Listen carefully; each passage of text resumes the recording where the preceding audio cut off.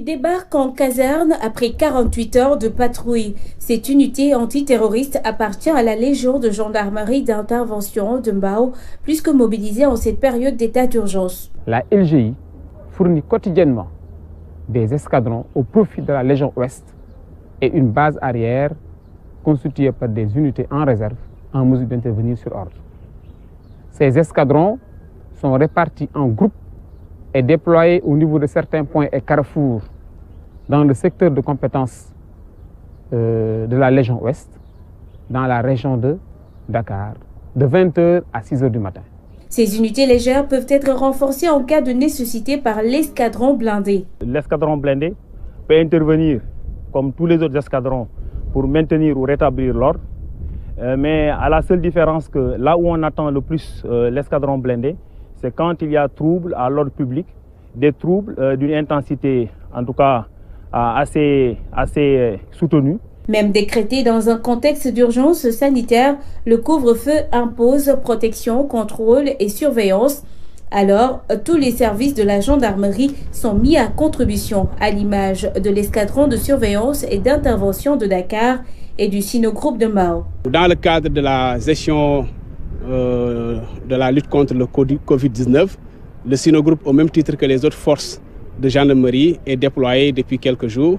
Donc, il participe aux opérations de renseignement, aux opérations de sécurisation et surtout aux opérations de dissuasion par rapport aux éventuelles populations qui ne respecteraient pas les mesures édictées, en tout cas dans le cadre de l'état d'urgence. Il s'agit d'une unité, comme je l'ai dit, de gendarmerie mobile, donc dotée de moyens conséquents en personnel, tout comme en moyens de mobilité, et donc très apte à exécuter des missions en tout lieu et dans toutes circonstances. Dans le cadre de l'état d'urgence assorti donc du couvre-feu, donc il s'agit essentiellement de faire respecter donc les prescriptions. Ils sont coordonnés ici au poste de commandement opérationnel de la caserne Somba Diéry Diallo.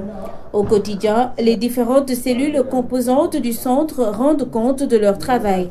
C'est à partir de cette cellule planification synthèse qu'on détermine l'action de l'ensemble des unités de la gendarmerie donc, sur le terrain, relativement à la lutte contre la propagation de la pandémie Covid-19 et donc la mise en œuvre donc, du couvre-feu et de l'état d'urgence. Avec nos unités territoriales et mobiles, nous arrivons à avoir un maillage très densifié donc, de notre territoire et c'est ce qui nous permet par rapport à toute situation de pouvoir mener l'ensemble des missions qui ont été données pour nos unités. C'est ainsi que nous arrivons à conduire les opérations dans le cadre de cette situation Covid-19. Un exposé de la situation quotidienne, un contrôle total donc sur l'ensemble du territoire national qui participe à la prise de décision des hautes autorités. Donc ces renseignements font l'objet d'une synthèse et sont transmis au commandement de la gendarmerie qui prend des décisions qu'il transmet au centre opérationnel que nous traduisons sous forme d'ordre. Cette stratégie adoptée par la gendarmerie a jusque-là fait ses résultats. Grâce à leur engagement aux côtés des populations, la guerre contre le Covid-19 pourrait être gagnée plus tôt que prévu. Dans la gestion du Covid-19, la police joue un rôle crucial pour faire respecter les mesures de prévention. Il arrive que des manifestations soient dispersées, mais dans la plus grande pédagogie. Tout le monde sait que les funérailles, c'est quelque chose de très sensible, surtout dans notre pays. Quand il y a des funérailles et que des individus se mettent à se rassembler sur la voie publique ou en tout cas dans un domicile, on joue la carte de la sensibilisation, la carte de la persuasion pour quand même amener les individus à se conformer à la réglementation. Maintenant, il va sans dire que quand on est dans une situation d'exception, comme l'état d'urgence ou le couvre-feu, que les mesures répressives doivent être également de mise. Quand quelqu'un ne veut pas se conformer à une mesure de couvre-feu, on lui applique la loi. Lui appliquer la loi, ça veut dire l'appréhender et le placer en position de garde à vue. Donc c'est puni par une peine d'emprisonnement et une amende qui peut être prononcée par le juge. Direction Oussouye. Sur place, d'autres militaires sillonnent la localité en l'absence de policiers ou de gendarmes.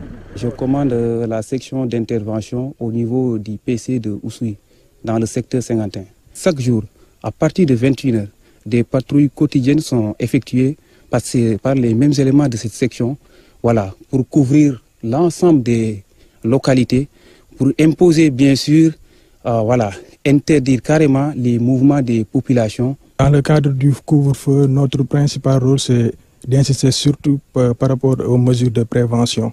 Quand ils interpellent une personne, d'abord c'est l'infirmier, l'aide infirmier qui va se charger de prendre la température par les thermoflash. Ensuite, avec une petite enquête pour voir si tout se passe bien avant que les forces de l'ordre interviennent.